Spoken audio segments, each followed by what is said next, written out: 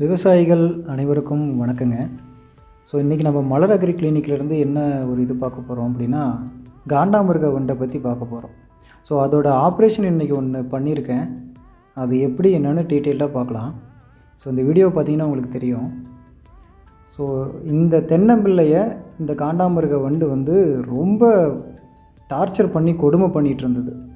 So அது நம்ம விவசாயி ஒருத்தர் கூட்டிகிட்டு போயிட்டு என்னை காமிச்சார். நான் தோட்டத்தை பார்க்கும்போது இந்த தென்னை மரத்தை பார்த்தீங்கன்னாவே தெரியும், அது உள்ளே போய் அந்த குருத்தை சாப்பிட்டு அந்த மரத்தை அந்தளவுக்கு ஒரு சித்திரவதையை பண்ணி வச்சுருக்கு. இந்த மாதிரி இருக்குது அப்படின்னா நீங்கள் இப்போ இதை பார்த்ததுமே பார்த்தீங்கன்னா உடனே எனக்கு ஒரு டிஎம் பண்ணிங்கன்னா எப்படி இதை சரி பண்ணணும், எப்படி கண்ட்ரோல் பண்ணணும் அப்படின்னு கண்டுபிடிச்சிடலாம். ஸோ இதை பார்த்தீங்கன்னா தெரியும் நான் என்ன பண்ணிகிட்ருக்கேன் அப்படின்னு பார்த்தீங்கன்னா தெரியும். அந்த குருத்தில் இருக்கிறத இந்த வண்டை வந்து பார்ப்பீங்க. இப்போ பாருங்கள், உள்ளே பார்த்தீங்கன்னா அந்த கருப்பு கலராக தெரியுது பார்த்தீங்களா, அதுதான் அந்த காண்டாமிருக வண்டு. குருத்துக்கு நடுவில் சாப்பிட்டுட்டு அந்த இருக்கிற பாட்டு எல்லாத்தையுமே டேமேஜ் பண்ணிடும். ப்ளஸ் அதில் பார்த்திங்க அப்படின்னா ஒரு கெட்ட வாடை அடிக்கும். அதுக்கு ஒரு உள்ளே பார்த்திங்கன்னா சின்ன சின்ன புழுக்கள் இருக்கும். அதெல்லாம் பார்த்திங்கன்னா அந்த அழுகி போனதுனால வரும்.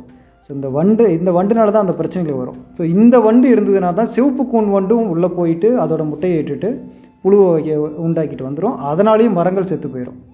ஸோ இந்த காண்டாமிருக வண்டு தான் எல்லாத்துக்கும் ஒரு முதன்மையான பாதிப்பை உண்டாக்கக்கூடியது. இந்த மரத்தை பாருங்களேன், இந்த மரத்தை பார்த்தீங்கன்னாவே தெரியும். நீங்கள் சரியாக பராமரிக்க விட்டீங்கனாவோ இல்லை இந்த சிம்டம்லாம் நீங்கள் பார்க்காம விட்டிங்கனாவோ இந்த மரங்கள் 3 வருஷம் மரம் பாருங்கள், 3 வருஷம் தென்னம்பிள்ளை இந்த மாதிரி ஆயிடுச்சுன்னா இது ரெக்கவர் ஆகிறதுக்கு ரொம்ப டைம் எடுத்துக்கும்.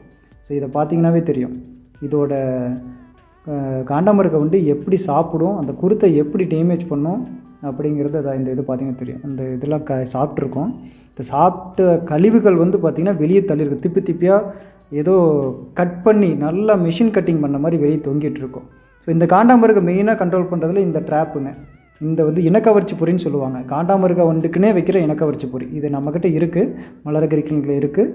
இது வேணும் அப்படின்னா டேரெக்டாக எனக்கு மெசேஜ் பண்ணுங்கள். நன்றி, வணக்கம். நல்லதே நடக்கும்.